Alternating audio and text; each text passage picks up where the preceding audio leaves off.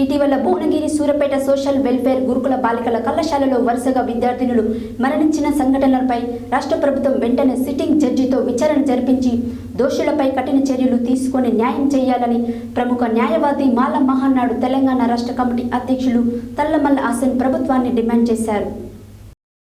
ఇటీవల Suryapet social welfare బాలికల గురుకుల కళాశాల ఇమాంపేటలో మరణించిన దగ్గుపాటి వైష్ణవి తల్లిదండ్రులను, కుటుంబ సభ్యులను నిన్న రాత్రి ప్రముఖ న్యాయవాది మాల మహానాడు తెలంగాణ రాష్ట్ర కమిటీ అధ్యక్షులు తల్లమల్ల హసన్ పరామర్శించారు.